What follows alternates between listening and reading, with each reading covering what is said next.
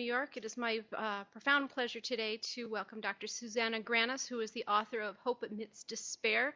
I am very happy that she's here. The reason why she was here is I was on the AIDS walk this spring, and I fell into step with a guy who was walking by himself as well, and we started talking about where we work. And of course, I gave him the regular Google spiel, what you can say and what you can't say. And he said, well, I work for this charity, and this charity does these things. And what his charity does is go and help children who are orphaned by the AIDS pandemic in Africa grow up in strong communities.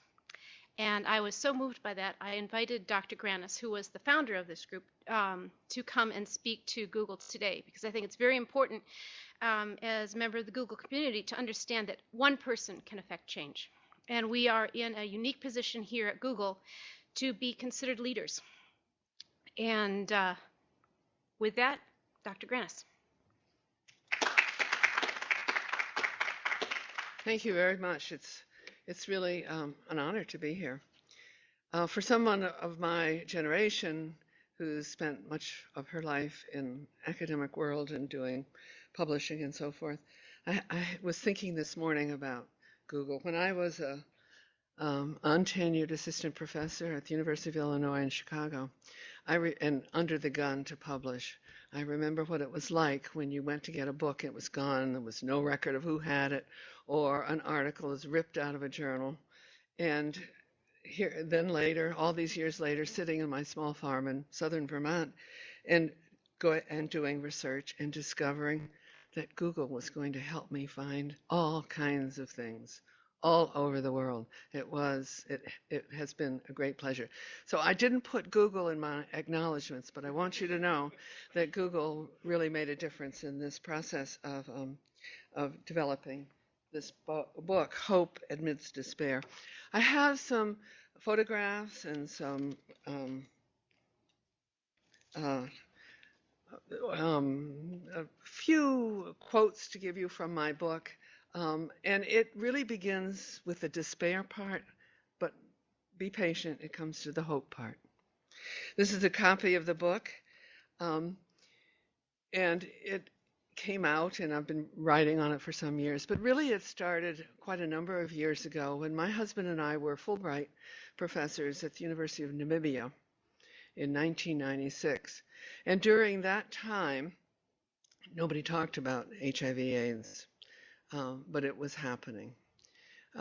When we came back, I began to be concerned about the children who had lost their parents. What does it mean for children to be alone, especially in societies where you belong matters? What happened to the children? And so in 2003, informally, but then in 2004 more formally, when we became a 501c3, CHABHA was born. And we supported projects in Namibia, South Africa, Rwanda, and Burundi, and ultimately focused on Rwanda and Burundi. This book includes data from there are 5 countries to compare to show that the HIV AIDS pandemic differs by country.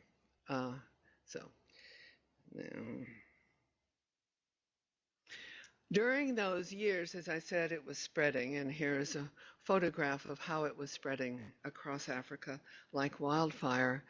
To give you some specifics on that, in South Africa, where data is kept more accurately, recording the number of infected women in prenatal clinics. In 1993, 4.3% of women were found to be infected.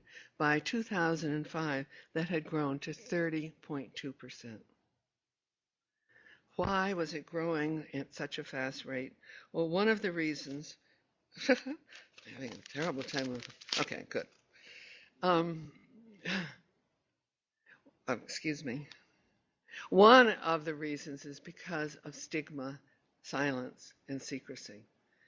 People didn't talk. As soon as people realized that HIV was spread and the transmission occurred around, and it had to do with sex, they found it very, very difficult to talk about it.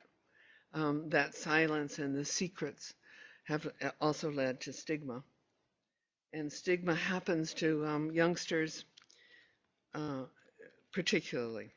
And this is one of several short quotes that I have about stigma. One of our youngsters, whom I call Mediatrice, said, "My uncle sometimes is like embarrassing me, shaming me. You must have AIDS. Your mother died of it.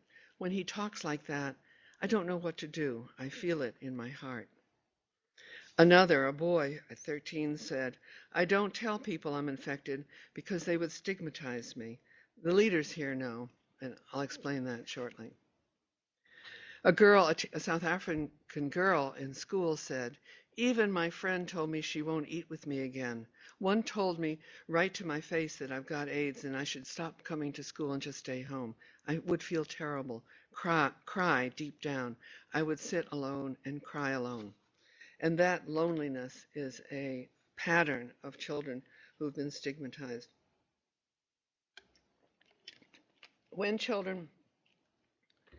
people are afraid and stigmatized, they do not choose easily to go and get tested and to follow up with any counseling or medications that are possible. And just this morning, I read an editorial in a Kenyan paper of a man talking about how reluctant he was to get tested until after actually a child was born. It isn't something in the past, it continues. As a result of all of the pandemic and the spread and so forth, there have been millions of orphans to AIDS. Nearly 15 million children in Sub-Saharan Africa have lost one or both parents to AIDS. There are strides, and there are more and more people getting antiretrovirals, but still, across Sub-Saharan Africa, fewer than half the people who need to take the antiretrovirals actually get them, which means the other half will ultimately die, and many of them are in their productive years of their 20s and 30s and are parents, leaving more orphans. So we look to a future with more, not fewer orphans, unfortunately. As children are orphaned, their aunts, their uncles, their grandmothers, as you will see shortly, their neighbors take them in, and poor families who take in more children with more mouths to feed become more impoverished. And these are pictures from Kigali in Rwanda. The one on the right indicates that the poverty is related and interacts with unclean water, poor sanitation. One way to measure the impact of poverty on children is to look at the number of children who are underweight. And 27% of children across Sub-Saharan Africa are underweight, both affected by HIV, AIDS, and not. In Burundi, over half the children are stunted. It's one of the poorest countries, and it's where we have a project. I remember the first time I went there when I met a boy. He was about this tall. And I usually figure an African child is older than I would assume when looking at an American child. This boy, I assume, well, conservatively, perhaps 14. He was almost 17. So these children who are stunted affects their physical development. It also affects their cognitive development.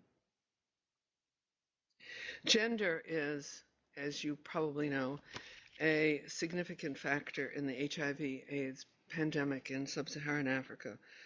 Fully 60% of those living with HIV in Sub-Saharan Africa are girls and women. For young women and girls, it's particularly noticeable. In South Africa, while 4.5% of young men between the ages of 15 and 24 are HIV positive, among the equivalent group of young women, the rate is 13.8. So if you were a teacher of secondary students, it could be that 3 of the girls in your class and 1 of the boys is infected. How can that be? It's very complicated, this gender differential. Studies of childhood behaviors show gender influence behaviors, which is of course true in all societies. And then in South Africa, where these studies have mostly been done, you can note, people have noted that girls learn very early to be compliant, and boys learn very early to be assertive, and those behaviors continue, and it affects behaviors, including sexual behaviors, as adults. And it isn't just that males believe that women have no right to refuse sex, which is the case of 47% of men in Lesotho, but 40% of women agree to that. As one South African woman said in a group context with other women, "I can speak out here." She was in a program for empowering women. "I can speak out here, but who will defend me when I'm alone with my husband in the bedroom?" Implicit in that statement is the fear of violence, and indeed, there is considerable violence. And I'll tell you an instance in a workshop. This is the workshop, Jesse, that we did in 2003, some time ago. At a workshop about HIV transmission, my husband and I asked participants to answer whether or not each situation could result in transmission from a set we presented. The audience was made up of teachers and secondary school students, about equal numbers of both, men and women, girls and boys. Everyone agreed that one could not be infected through hugging, for example. The place came apart, however, over one situation. The men and the women ended up shouting at each other about this one. A man goes away to another country for 2 months on a special assignment. When he gets home, he has unprotected sex with his wife. Could she become infected? The women said, of course she could. The men, no, she couldn't become infected. These men and these women had very different understandings of the meaning of the disease and their gendered role. And talk across these misunderstandings is critical. Women are affected in other ways as well. Many orphans are being brought up by their grandparents, usually the grandmother. Over 50% of orphans in some countries, such as Kenya, are brought up by grandparents. This is a grandmother and granddaughter in our projects, and they're doing very, very well. You can see this is a nice, neat house. This child is well cared for. That is not always the case, and it certainly isn't the case when great poverty and great numbers of children. I heard of a woman in Uganda who was trying to raise 13 grandchildren. And here's an observation we made that underlies the feelings that these grandparents have. In a church service in a township outside Johannesburg, we watched a little boy about 4 years old and his very aged grandmother. Perhaps it was his great-grandmother. She was urging him to walk across to the other side of the huge room to join a group of other children and teacher. It would mean he had to walk in front of a huge crowd of people, and he was scared. She kept trying to urge him to go, but he was determined to stay in safety with her. Finally, leaning heavily on a cane, she took his hand and walked him across to the class. But we wondered how long that little boy would have this elderly woman to care for him and make him feel safe. Some children, and I don't have reliable figures, unfortunately, live in child-headed households. And this is a family. The picture was taken maybe 3 years ago, perhaps 4. 3. Anyway, the older girl and her twin sister at 16, after their mom had died, were given this house, a little 3-room concrete block house for the two of them and their 2 brothers. They no sooner got in the house than they got in touch with their 2 young cousins who had also lost their mother to come and live with them. And that is the African way, as families accept more and more children and try to help them out. That little boy, the littlest one next to the girl with her arm around him, was born when his mother was sick with AIDS. And I don't know if that particular child was infected at birth, but many children have been infected at birth, such as this baby. A great deal of effort has gone in to reduce mother-to-child transmission, and fewer children are born infected, which is a very good thing. In the U.S. and in Northern Europe, it's less than 1%.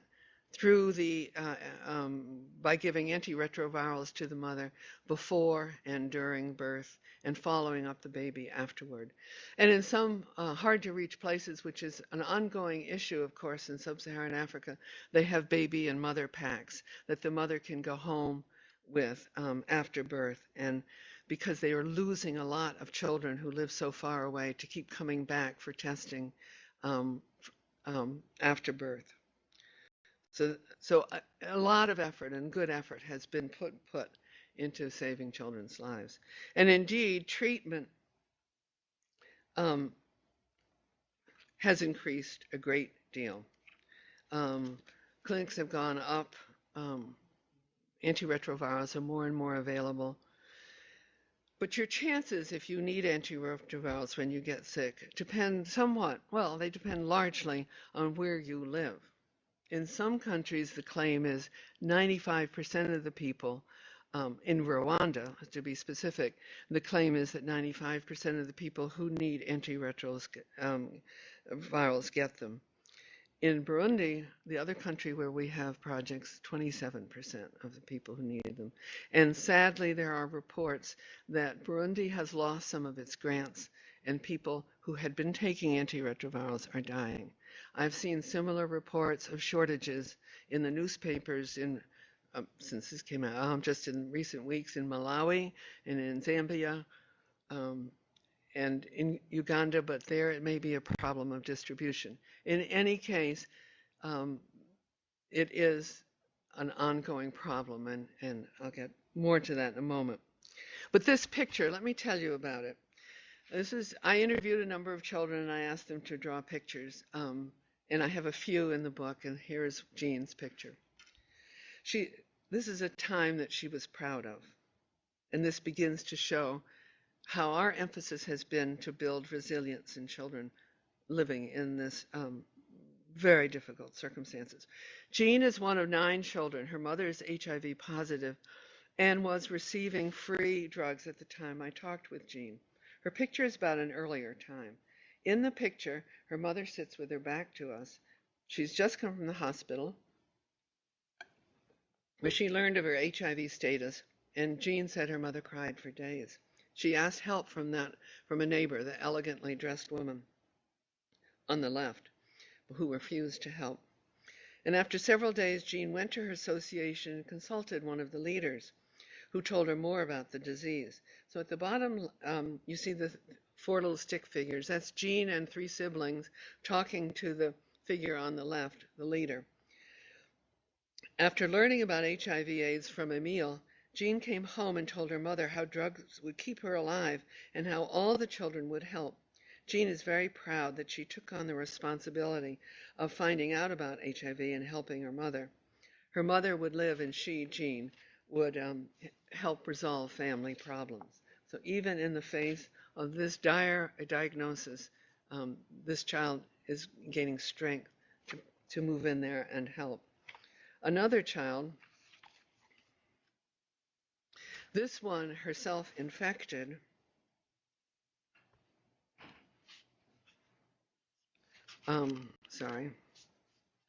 Mary Anthony was 13 when I interviewed her, and a double orphan.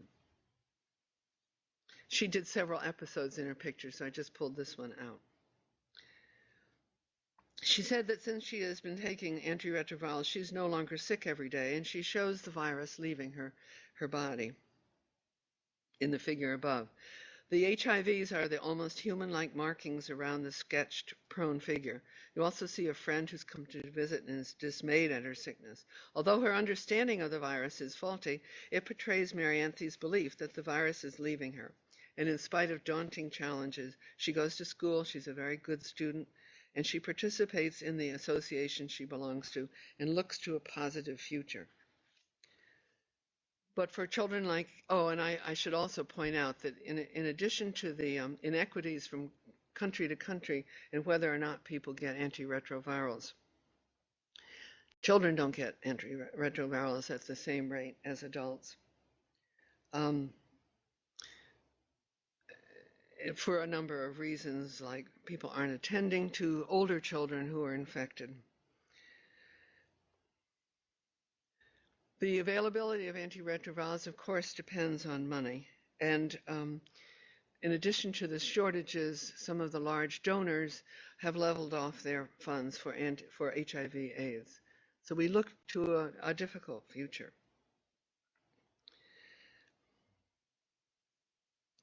Here's the problem in a nutshell.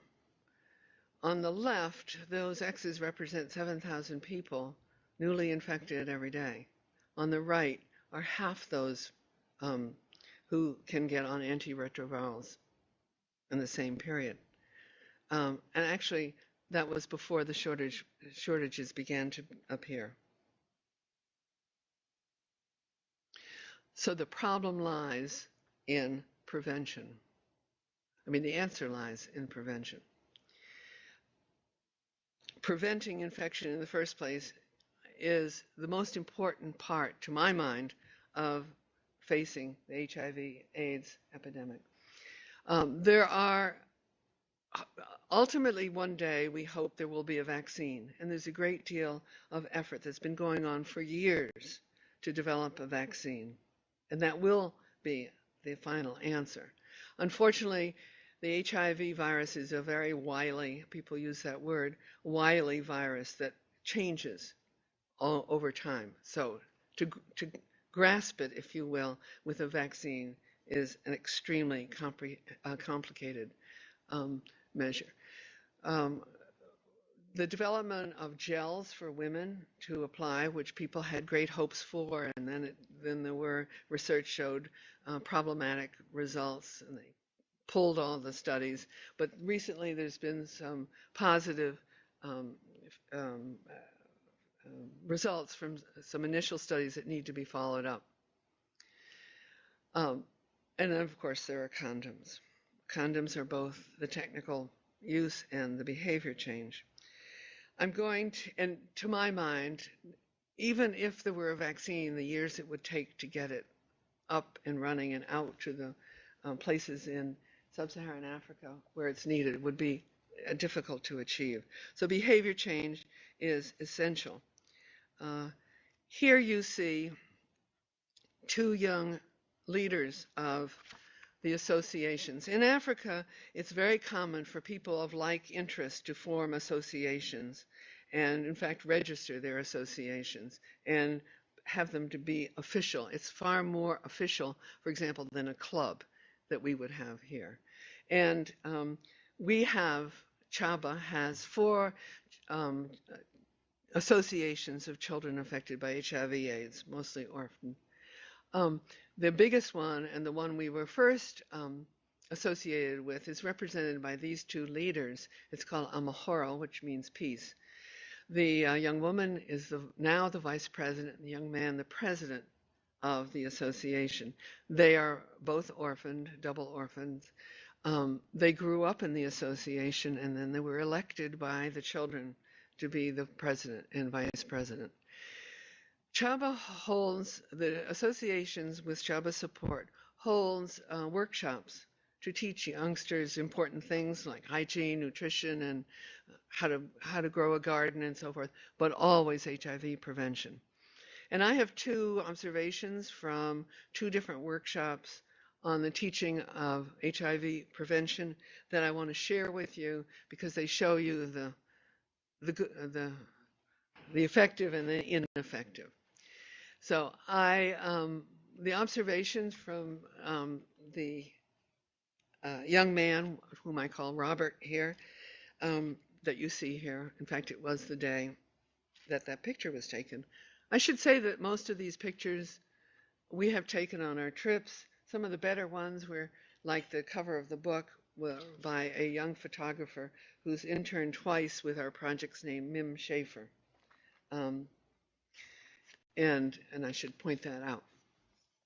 Anyway, this is what I saw that day at Robert's workshop. 28 older youth, and Robert was known and trusted by all of them. He stood at the front with a dildo and condoms on the table before him. He and the participants reviewed the facts of the disease they had learned in school in an easy give and take with important information written on the board. Then he demonstrated safe use of condoms, and serious questions and discussions followed. For example, one girl asked whether girls needed to agree to have sex, and all agreed that girls as well as boys needed to agree, just as they needed to negotiate about using a condom. They learned where to find free condoms. And then Robert pointed out that there were ways to show affection other than intercourse. It was a most amazing, serious talk. In fact, in a high school the other day, I began to show that, and there were giggles and so forth. But as soon as they heard that and realized that those youngsters at his workshop were learning about keeping themselves safe, they really became quite serious. Here's the other extreme. A nurse was asked to teach about HIV prevention to a group of 50 youngsters. A man of about 45. He stayed at the head of the classroom, used no artifacts, nor presented any charted information. He used lecture interspersed with a few questions, mostly about the progression of the disease, which these youngsters, having lived with a parent who died of it, I didn't put that in the book, didn't need to know. I wish I had. He did ask how it's transmitted. When one girl said through sexual intercourse, he agreed. But then he talked about how blood exchange when there's a cut.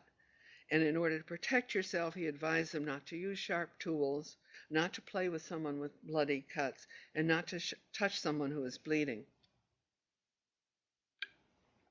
The lesson neither recognized the children's familiarity with AIDS nor provided information on how to protect themselves. Despite being a nurse, he didn't talk about sex. And there are instances of that across Africa, where schools are told they must teach HIV prevention, and they do, but it is very, very difficult for many to talk about sex. And if you don't know and trust the people in the room, you're not going to ask the questions. You're not going to get into the Here, these youngsters, they know how dangerous this disease is, and they listen. It has been a struggle for Africa, for programs in African governments to teach young people knowledge about the disease. Knowledge has to come first, then behavior change. But just at the level of knowledge, for the most part, fewer than half young people in their teenage years understand about HIV, that have what is called comprehensive knowledge of the disease, which means naming 2 ways that it's transmitted, naming 2 ways, misconceptions about it, and whether or not you can tell someone's infected by looking at them. Pretty low-level understanding of the disease. In our projects, we did a little study, and we found that 89% of them have at least that level of knowledge. But of course, having the knowledge is necessary but not sufficient for preventing. So here, this is the question: where lies the hope? I explained about the associations. They are led for the most part by these young leaders such as you saw. For children in very bad situations, sometimes and often a transformation occurs, as it did with this girl, pictured at one of the gatherings. The association children gather every week for all kinds of activities. I had seen this girl the year before. I'm going to talk about 2 different times. The first time I met her, she and her sister lived in a tiny, tiny room. They had very few objects. I mean, if you go about counting the objects in your house, if it's like my house, it's beyond belief number of little. They had almost nothing. 2 mats, an empty cooking cooker, one change of clothing on a rope across the ceiling, and that's pretty much it. They were not in school because they didn't have money for school. They were shunned because their mom had died of HIV, of AIDS. They sometimes got food from neighbors, but the neighbors did not interact with them. They were totally alone with nothing to occupy them. And then the association brought them in, and they began to participate in the multifaceted activities. They went to school, they got health cards, they went to workshops, the leaders visited with them, and here is what they were like a year later. About 300 young people were participating in circle games, singing and running, chasing one another, laughing. They had gathered with others from an association of children for a 2-day workshop on life skills. They would soon be in a classroom learning about family, community, and HIV prevention. I saw several children I knew, including 2 sisters. They were transformed from the last time I'd seen them, wonderfully transformed. There they were with arms around other girls, their friends, and after a few minutes, they formed a line and sang a song about AIDS that they had written. It was a plea for the cessation of stigma against children like themselves. More and more of the hundreds of children gathered around to listen. And as they sang, the girls seemed confident and strong. And when they finished, everyone clapped with generous, knowing appreciation. And that's the transformation into strength and resiliency that we have seen. Hope lies in many things. It certainly lies in going to school. And going to school is complicated. We still do not have universal primary education, though it's been called for since 1934. And even in countries, in several in Sub-Saharan Africa, that claim to have universal free primary education, they don't, because the children don't have the money for shoes and for pencils, for uniforms, such as these children here. And in many schools, even though the government doesn't approve of it, the schools charge contributions and chase the children away if they don't have it. So getting to school and staying is a very big problem for these extremely poor children.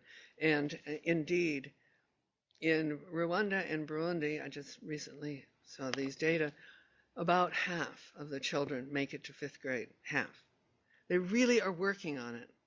And it's a matter of money and will and classrooms and teachers and everything you can imagine. The story in secondary education is worse because it costs a lot more money. And in recent years, the price has gone up in Rwanda. It's gone from about 200 to 400. That's a lot of money for poor families. So in our project, we do what we can to send as many children to secondary school as possible. But for only a small percentage of youngsters in a country in secondary school, the children of the upper middle class, the elite, going to secondary school means that that country is not going to progress in terms of productivity at the rate that's hoped for. At least I would think so. One option that we have done and many others have done is to develop vocational education, and you can see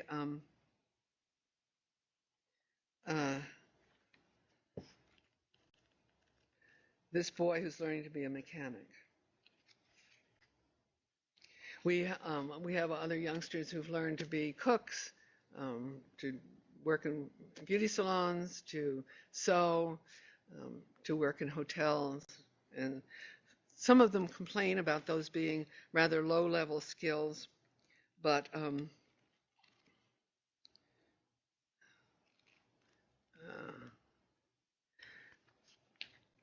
often they lead to much more. Here's an example. I could not go to secondary. This is a boy who did not want to go in the program to learn to cook, because that was what women did. But he was given the option, that or no training. So he took it, and he learned to love it. I could not go to secondary school because I had to support my sisters by working odd jobs, such as collecting water for neighbors. Before I was living day to day, though now, after hard work and completing my program, I have a stable job as a cook. I have some food now and can even open an account at a local bank. Since my sisters are not in school, I'd like to be able to put them into school or vocational training. My mom is sick with HIV, so I have no long-term plans beyond caring for my family. So that's a success story, and he became the head cook in the restaurant where he did his internship. And now he's the head cook in another restaurant and doing well. Not everyone has gotten wonderful jobs like this, but a number have, and we're pleased with that. You know, in many of our families, certainly, and children have access to the kind of development that parents give us in libraries and so forth. These children have none. So we really had, it was a wonderful experience a couple of years ago when there were 5 of us coming at one time to Kigali because we took visitors, and each was made to carry a big heavy suitcase filled with English language books. And we started what we think is the first English language little library in Rwanda. The school language, in the first years children learn in Kinyarwanda, and the school language for years and years and years has been French. For various reasons, historical and commercial, they announced that it would change to English across the board for the whole country. And they gave the teachers 18 months, which is a very short time to learn a new language and to be able to teach in it. But amazing, and the children are just loving it. They come and they read the books, and the boy in the middle of the picture on the left with a dark looking book, that's a dictionary. He's just sitting there reading English words, trying to absorb as much English as he can, because they know that that's a doorway to a better future. Another way that hope comes is when families are supported. And we have been able to provide goats for many families, and many families are developing kitchen gardens to have more sustainable. Health cards are provided for youngsters. Here are leaders filling out health cards. There are home visits that are highly valued by the children. In the book, I, of course, talk about CHABHA, but I also highlight a program in South Africa called Isibindi. And there, the woman with the shirt with the yellow letters on it is the young leader, one of many, from the community who's been trained, who's assigned several families, and she visits the family in depth several times a week, teaching the children how to cook, how to shop, and encouraging them to be able to take care of themselves. The CHABHA model, which is represented over here with one of our leaders and children he's visiting, that model supports group kinds of activities more than individual families. Hope lies in the workshops, and ultimately hope comes through children's growing sense of they belong somewhere. The loneliness that occurs when they are first orphaned can disappear as they learn that they belong with a group. They say that about their associations, it's like my family. And the leaders, they're like my parents. In societies such as many in Sub-Saharan Africa, a person's self-worth comes less from who they are as individuals and more from who they are in connection with others. And you probably have heard the term Ubuntu. I'll read to you Nelson Mandela's words about Ubuntu because I think it encapsulates what is happening as these associations work in a global and with the children. In Africa, we have a concept known as Ubuntu based on the recognition that we are only people because of other people. We are all human, and the HIV/AIDS epidemic affects us all in the end. If we discard the people who are dying from AIDS, then we can no longer call ourselves people. I think Mandela would agree that if we discard the children of people who are dying from AIDS, then we can no longer call ourselves people. There are two questions that I want to consider at this point. One is, whose responsibility is it to care for these children? Ultimately, of course, the responsibility lies with the African governments and agencies and community organizations. I believe our role is to help them. CHABHA is a very small organization helping grassroots projects in Rwanda and Burundi. We don't tell them what they need. We go there and we ask them, what do you need? And we negotiate that, of course. But ultimately, they are the ones who are going to provide the children the basics they need, the psychosocial support that they get, and the ability to grow up with a future and be resilient. More and more African governments are urged to attend to children. And one report called Budgeting for Children in Africa by a group of scholars in Africa wrote this: there are many reasons why Africa should invest heavily in children. First and foremost, because it's the right thing to do, because it pays, because it's the only way Africa can catch up with the rest of the world, because investment in children and youth contributes to democratic governance and social stability, and finally, because without children, society will die. So it is about rights, about society, about economics, about good governance, and about our future place in the world. And the children affected by HIV/AIDS are the ones who most need to be helped so that and be attended to by governments. Finally, sometimes people ask us, and certainly I know people wonder, so what's the use of a small project like CHABHA when the need is so huge? CHABHA supports the projects that work with somewhat less than 3,000 children. It's a drop in the bucket of the need of nearly 15 million children. So I turn to a story. It's kind of, some of you may have heard it. Do you know the starfish story? You do. It's kind of a metaphor, and I changed it a little bit. It's written a wonderful book. I think I have pages and pages of footnotes, but it's the last one. Lauren Isley, a book called The Star Thrower. Anyway, lots of stories, and this is one which I kind of adapted. A man walking along a beach one day came over a dune and saw spread as the eye could see millions of starfish, ceaselessly picking starfish up one by one and throwing them into the sea. The man asked her, "Why are you throwing them into the ocean? You'll never be able to get them all." And the young woman said, "That's true, but the sun is high and the tide is running out and I can save this one." And she threw another into the sea, and this one, and she threw another one. So that's a romantic story, but it has helped us at times when we wonder our direction. I have only a short skit of the youngsters playing in one of their gatherings, but I think it's appropriate to stop here and ask for questions or comments or thoughts that you might have.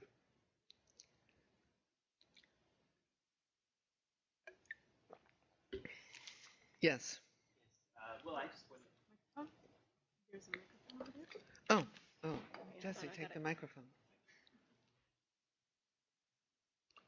Thank you.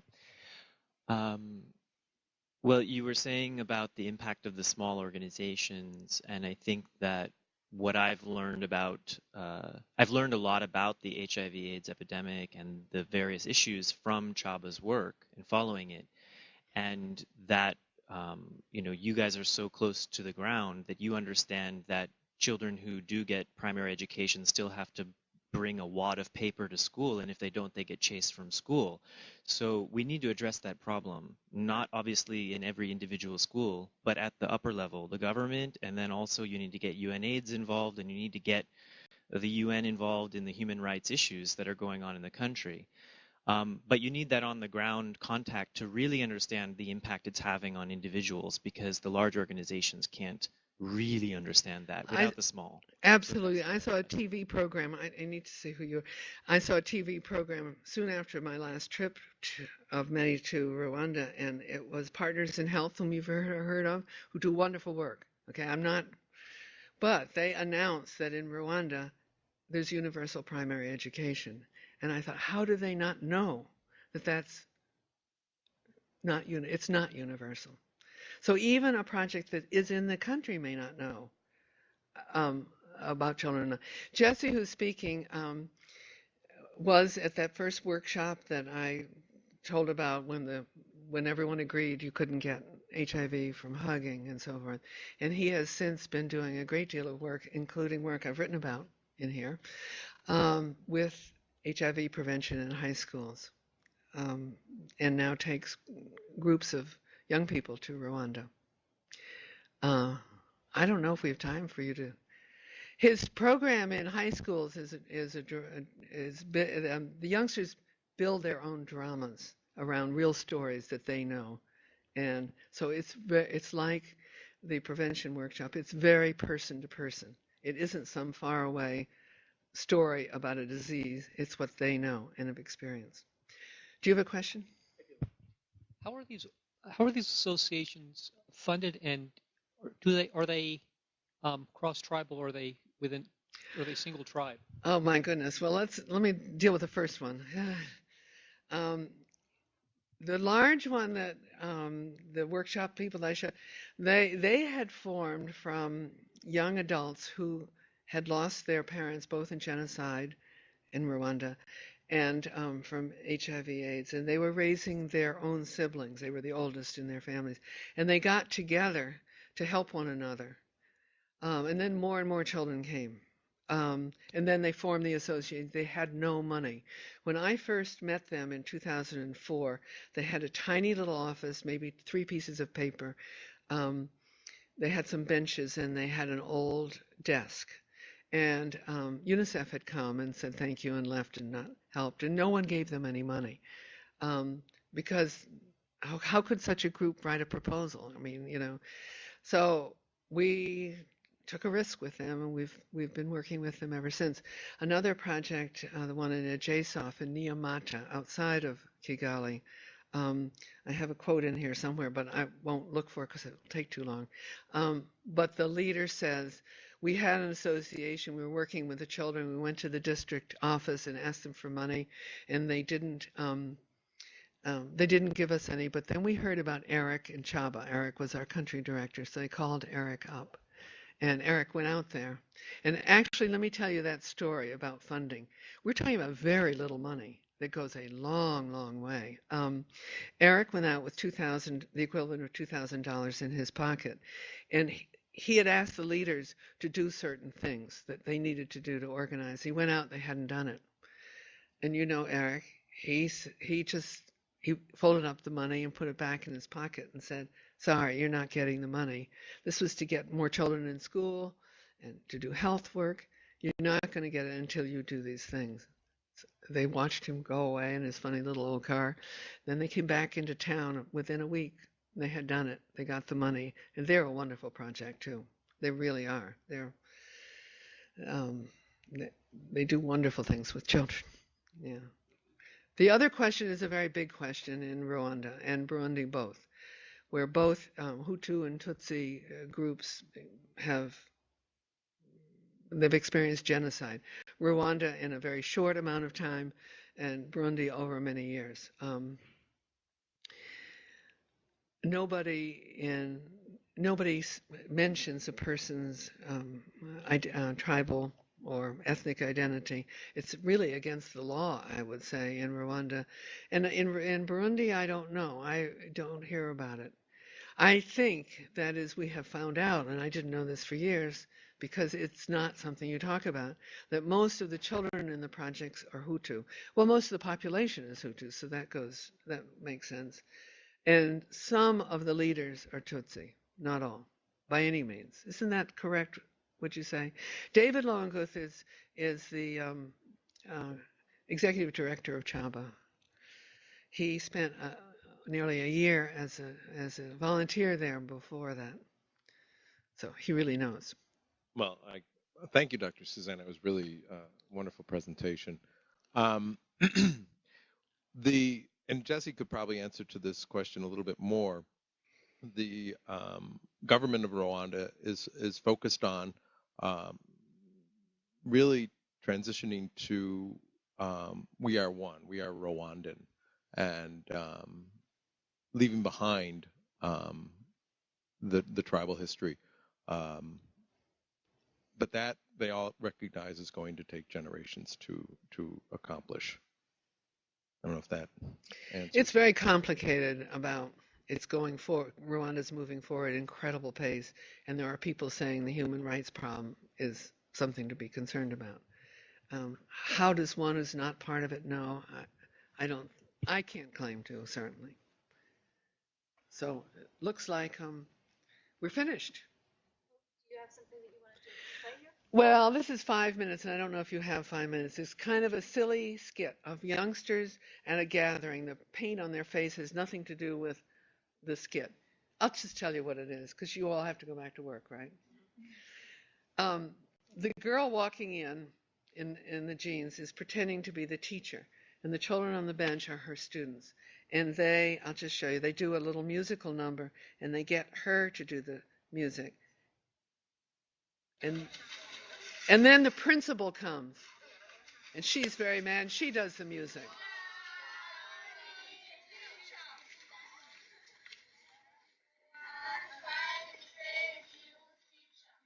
You hear their English?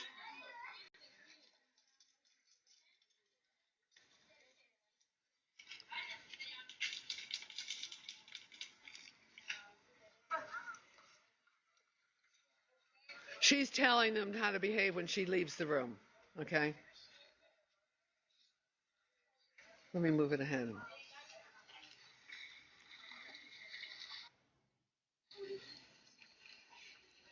Okay, this is...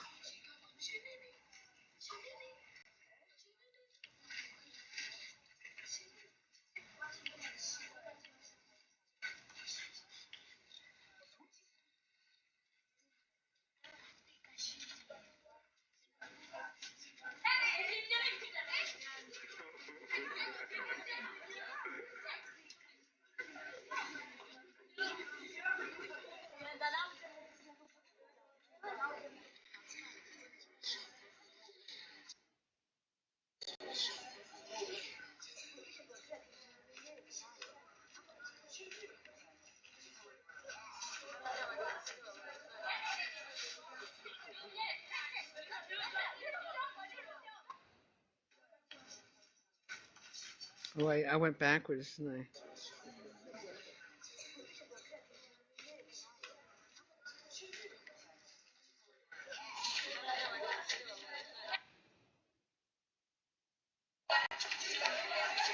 I? Okay, she starts. Here's the principal.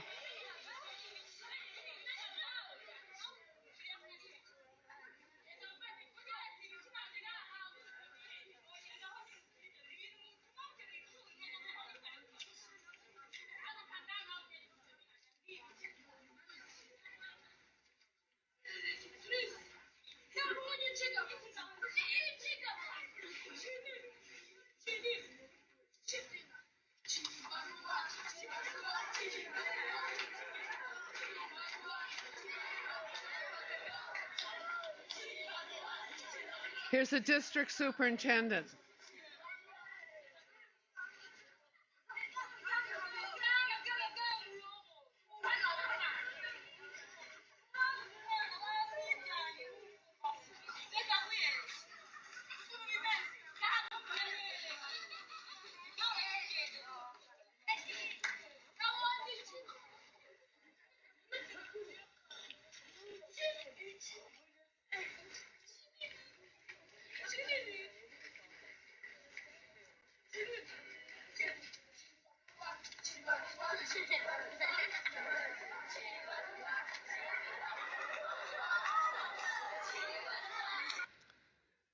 Oh, well, that's it. The Minister of Education comes in, and it's Abdul, and he's got his suit on, and he has put a pillow.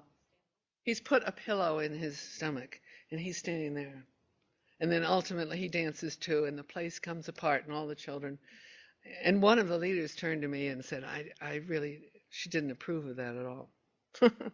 I thought, when young people run an association, they know that children should be having fun. And the children who come to the gatherings have fun with the leaders. Anyway, thank you very much. I'm glad to have been here. Thank you very much, Kate.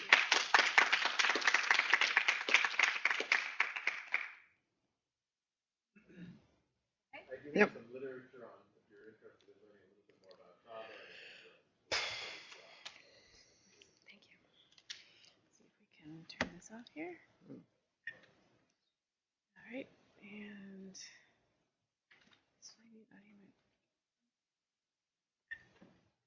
that's it. All right, beautiful. Turn the bridge off.